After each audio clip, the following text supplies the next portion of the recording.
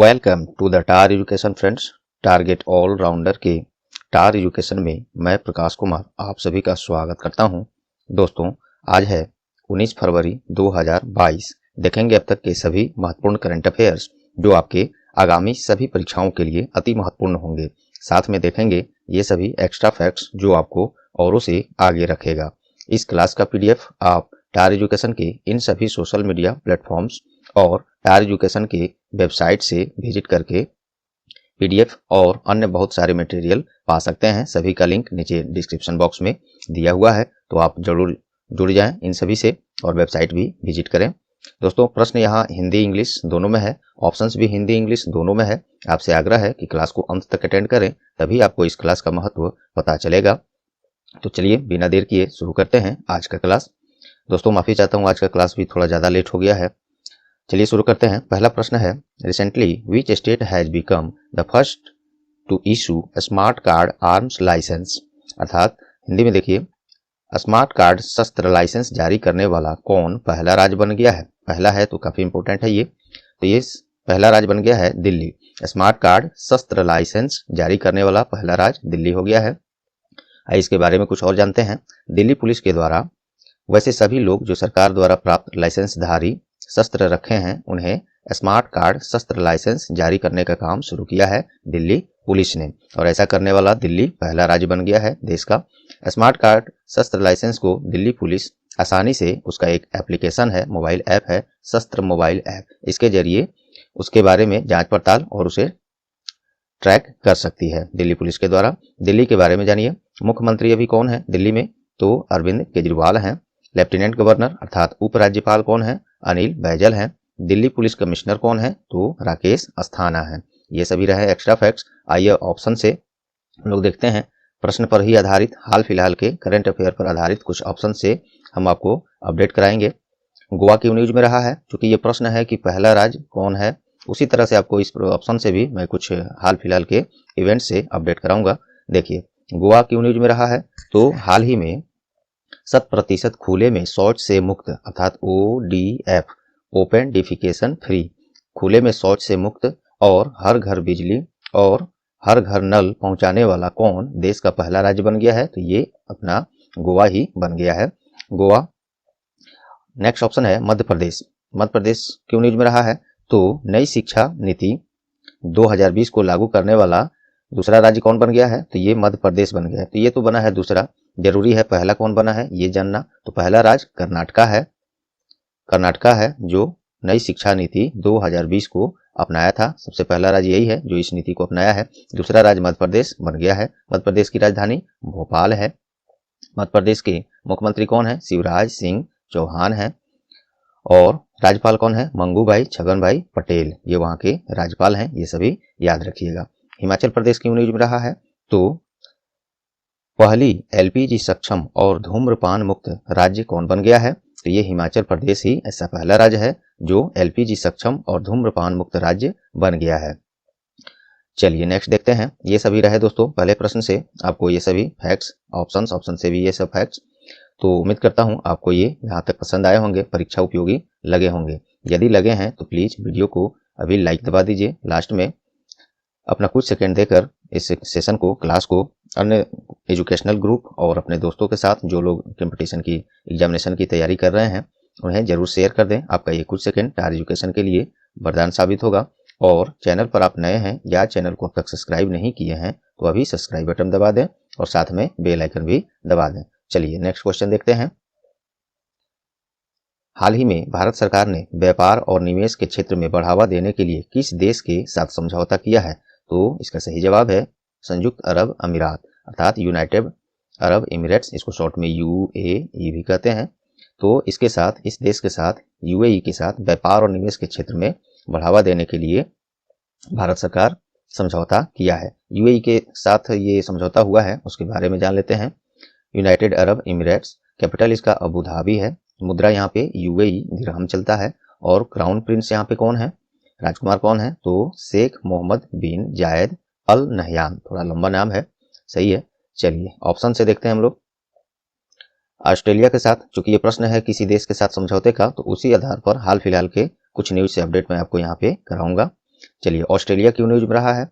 तो नई और नवीकरणीय ऊर्जा प्रौद्योगिकी के लिए किस देश के साथ अभी समझौता हुआ है? ऑस्ट्रेलिया के साथ। ऑस्ट्रेलिया की राजधानी क्या है? कैनबेरा है। और ऑस्ट्रेलिया में मुद्रा क्या चलता है? ऑस्ट्रेलियन डॉलर चलता है। ऑस्ट्रेलिया के प्रधानमंत्री कौन है? Scott Morrison. स्कॉट मॉरिसन यहाँ के प्रधानमंत्री हैं। नेक्स्ट ऑप्शन है फ्रांस। फ्रांस क्यों न्यूज में है?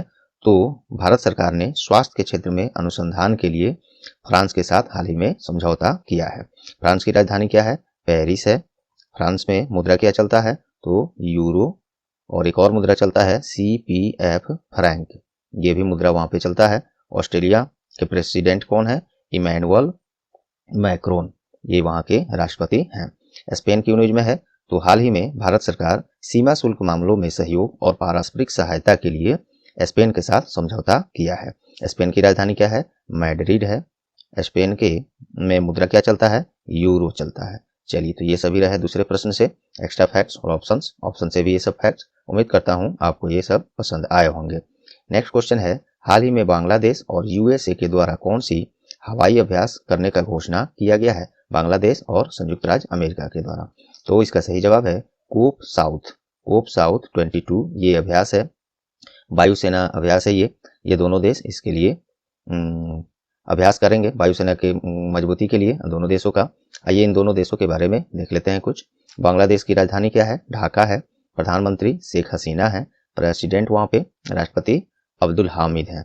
US के बारे में जानते हैं, प्रेसिडेंट कौन है अमेरिका के? भी जो बाइडेन है। और ये 46वें क्रम के राष्ट्रपति हैं अमेरिका के। और राजधानी US का क्या है? वाशिंगटन DC है। जरूर ये सब याद रखिएगा। चलिए ऑप्शंस देखते हैं। कुछ एक्सरसाइज, वार एक्सरसाइज, ये हम लोग अभी चर्चा करेंगे जो हाल फिलहाल में न्यूज में रहे हैं, आपके एग्जाम्स के पार्ट बनेंगे। इक्विवेलेंट, ये किन दो देशों का बीच अभ्यास है? तो ये अपने ही देश इंडिया और मालदीव के बीच एक संयुक्त सैन्य अभ्यास है इक्विवेलेंट। तो ये याद रखिएगा। और ये 11वां संस्करण है इक्विवेलेंट का, इस अभ्यास का। और ये मालदीव के एक जगह है कौढधू द्वीप, इसको हिंदी में ही लिख देता हूँ, देखिए कौढधू द्वीप मालदीव में है, वहीं पे इसका आयोजन किया गया था। चलिए, शक्ति 2021 ये किन दो देशों के बीच अभ्यास है? तो ये भारत और इंडिया और फ्रांस के बीच संयुक्त सैन्य अभ्यास है। इसमें भी भारत और ये फ्रांस, इन दोनों देशों के बीच संयुक्त सैन्य अभ्यास है ये शक्ति 2021, इसे याद रखिएगा। और हाँ, ये बताना मैं चाहता था, ये 6th एडिशन है इस अभ्यास का, भारत और फ्रांस के बीच शक्ति 2021। और ये फ्रांस के ड्रैगुइगन में एक जगह है, वहीं पे इसका आयोजन किया गया था। सी ड्रैगन, ये क्या है? ये भी एक अभ्यास है, लेकिन इसमें एक देश नहीं, इसमें 6 शक्तिशाली राष्ट्रों का एक चतुर्भुज सुरक्षा वार्ता है। नौसैनिक अभ्यास है, ये नौसैनिक नेवी एक्सरसाइज है। तो इसमें 6 देश कौन कौन रहे हैं तो वो मैं बता देता हूं। इसमें संयुक्त राज्य अमेरिका, ऑस्ट्रेलिया, कनाडा, अपना देश भारत, जापान और दक्षिण कोरिया, ये 6 देश का ये संयुक्त नौसैनिक अभ्यास है सी ड्रैगन। ये सभी याद रखिएगा। चलिए, अब क्वेश्चन कुछ हम लोग एक्स्ट्रा फैक्ट के साथ ही देखते हैं। MCQ बहुत कम ही हम कर पाए हैं आज, क्योंकि समय की कमी थी। कल लेट हो गया, एक फ्रेंड्स के घर थोड़ा सा ये कुछ मांगलिक कार्य थे, उसी में लेट हो गया। चलिए, यहाँ से देखते हैं एक्स्ट्रा फैक्ट के साथ नेक्स्ट बाकी सभी क्वेश्चंस। हाल ही में भारत का NPCI द्वारा UPI प्लेटफॉर्म को अपनाने वाला कौन पहला देश बन गया है? तो ये बना है नेपाल। हालांकि इससे पहले सिंगापुर, जापान, उन देशों में भी ये सब है, लेकिन वो अभी उसके लिए समझौता हुआ है, लेकिन अपना लेने वाला ये नेपाल एक पहला राष्ट्र बना है जो अपने यहाँ का UPI सेवा है, जो NPCI उपलब्ध कराता है, ये सेवा प्रदान करता है, इसे अपनाया है नेपाल, और ये पहला राष्ट्र बन गया है इसे अपनाने वाला। और ये जो है एक जो अपना NPCI है, NPCI इंटरनेशनल पेमेंट्स लिमिटेड, ये और मनम इन्फोटेक, ये दोनों मिलकर नेपाल में UPI सुविधा उपलब्ध कराएंगे। NPCI के बारे में देख लेते हैं, ये जो बहुत महत्वपूर्ण है, अन्य एग्जाम और बैंकिंग में तो विशेष। NPCI का फुल फॉर्म क्या होता है? National payments corporation of India. और ये NPCI जो है RBI और इंडियन बैंक एसोसिएशन, जिसे IBA कहते हैं, इसके बारे में भी एक न्यूज नीचे है, देखा जाएगा। तो RBI और IBA का एक संयुक्त प्लेटफॉर्म है।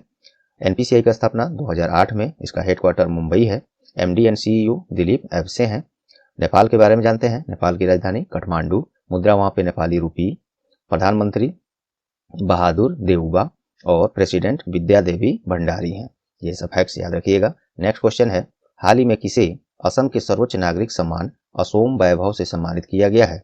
रतन टाटा को। ये प्रश्न लग रहा होगा कि पुराना है, लेकिन पुराना बिल्कुल है। इसकी घोषणा पहले हुई थी जनवरी में ही, वही समय देना भी था लेकिन नहीं दिया जा सका था, तो इसको हम लोग पहले ही क्लास में जनवरी में ही चर्चा कर चुके हैं। बिल्कुल सही बात है। लेकिन इसको अब जो है 17 तारीख को ये असम वैभव से सम्मानित किया गया है रतन टाटा को। और ये जो पुरस्कार है असोम वैभव असम राज्य का सर्वोच्च नागरिक सम्मान है, इसी से इनको सम्मानित किया गया है। रतन टाटा के द्वारा विभिन्न समाज कल्याण कार्यों और असम में कैंसर उपचार सुविधाओं की स्थापना के लिए ये पुरस्कार दिया गया है। असम के बारे में जान लेते हैं। असम भारत का संघटक राज्य के रूप में ये 15 अगस्त 1947 को बना और पूर्ण रूप से भारतीय राज्य का दर्जा इसको कब मिला? 26 जनवरी 1950 में। तो यही मेन है, या इसको भी याद रखिएगा, हो सकता है उस तरह से पूछा जाए। असम का राजधानी दिसपुर है। मुख्यमंत्री हेमंत बिश्व शर्मा है। प्रोफेसर जगदीश मुखी यहाँ के राज्यपाल हैं। नेक्स्ट है, हाल ही में जाने माने फुटबॉलर, भारतीय फुटबॉलर का निधन हुआ है। क्या नाम है? सुरजीत सेन गुप्ता। इनका 71 वर्ष की उम्र में कोविड-19 और स्वास्थ्य संबंधी कारणों से निधन हो गया है। सुरजीत सेन गुप्ता 1978 का जो एशियन गेम था उसमें भारतीय फुटबॉल टीम का सदस्य रहे थे।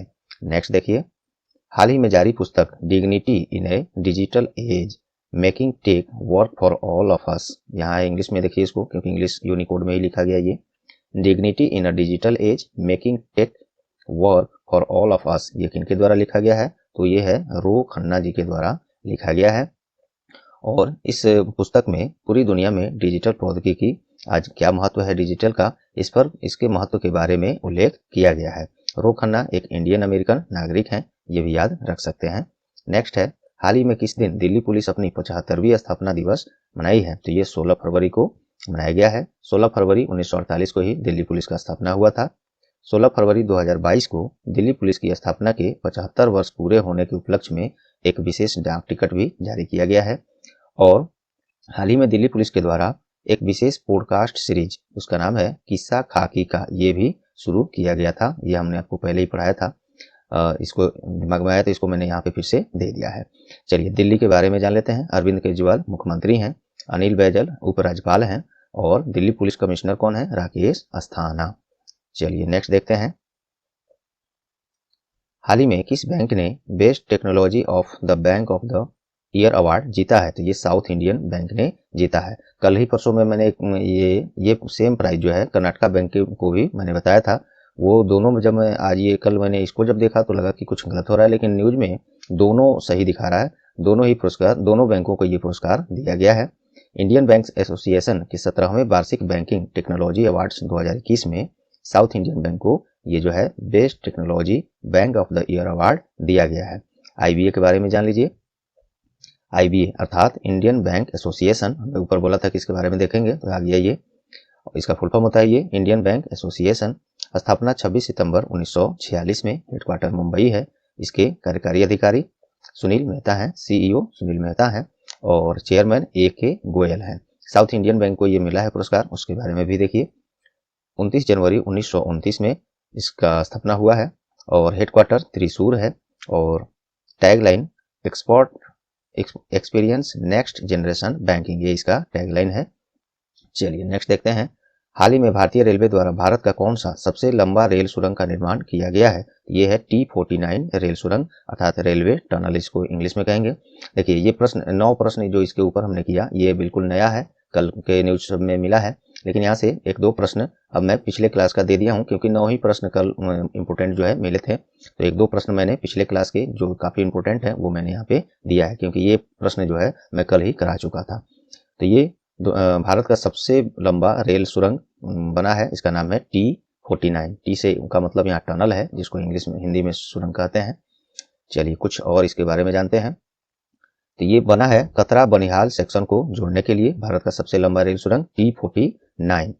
और कतरा बनिहाल सेक्शन जोड़ने वाली भारत की ये जो सबसे लंबी रेल सुरंग बनी है T49, इसकी लंबाई क्या है?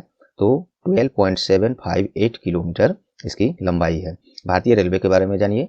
16 अप्रैल 1853 में बॉम्बे के बोरी बंदर से स्टेशन से थाने के थाने स्टेशन तक 34 किलोमीटर की दूरी के लिए भारत में पहली रेल चलाई गई थी। रेलवे बोर्ड की स्थापना 1905 में। रेलवे में कुल 18 रेलवे जोन है, जिसमें कोलकाता मेट्रो भी इंक्लूडेड है। भारत के सबसे पहले रेल मंत्री कौन थे? जॉन मथाई थे। अभी वर्तमान में रेल मंत्री श्री अश्वनी वैष्णव हैं।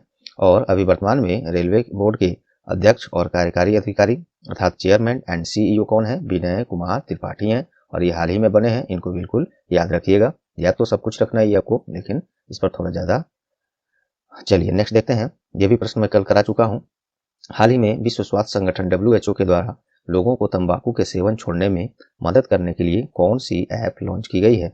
ये है क्विट टोबैको ऐप है। ये WHO अर्थात वर्ल्ड हेल्थ ऑर्गेनाइजेशन, हिंदी में विश्व स्वास्थ्य संगठन कहेंगे, इसने इसको लॉन्च किया है।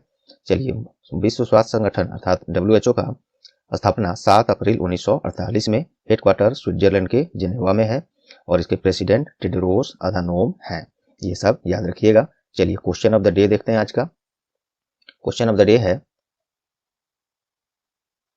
हाल ही में कहाँ वाटर टैक्सी सर्विस का अनावरण किया गया है? ये पिछले कल ही के क्लास में मैंने इसको कराया है। आज आपसे इसका जवाब मैं उम्मीद करूंगा कमेंट में आप लोग जरूर करें। चलिए, नहीं याद हो तो गूगल सर्च कर लें और या कल के क्लास दोबारा से देख लें, लेकिन कमेंट जरूर करें इसका जवाब। तो चलिए दोस्तों, उम्मीद करता हूँ आज का क्लास आप लोगों को परीक्षा उपयोगी लगे होंगे, और लगे हैं तो प्लीज़ वीडियो को लाइक कर दें, अपना कुछ सेकंड्स देकर इसे शेयर जरूर करें अन्य एजुकेशनल ग्रुप में और वैसे दोस्त आपके जो लोग प्रतियोगी परीक्षाओं की तैयारी कर रहे हैं। बस एजुकेशनल ग्रुप में ही शेयर करेंगे, अन्य जगह शेयर करने की कोई आवश्यकता नहीं है। और चैनल पर नए हैं या चैनल को अब तक सब्सक्राइब नहीं किए हैं तो अभी सब्सक्राइब बटन दबा दें, साथ में बेल आइकन भी दबा दें, जिससे आगे आने वाले सभी क्लास के नोटिफिकेशन आपको सबसे पहले मिले और ज़रूर मिले। तो पहले से सब्सक्राइब कर लिए हैं तो आपको कुछ नहीं करना। आपका बहुत बहुत धन्यवाद। बस लाइक और शेयर ये जरूर डेली कर दें। चलिए मिलते हैं अगले क्लास में, तब तक के लिए goodbye, all the best.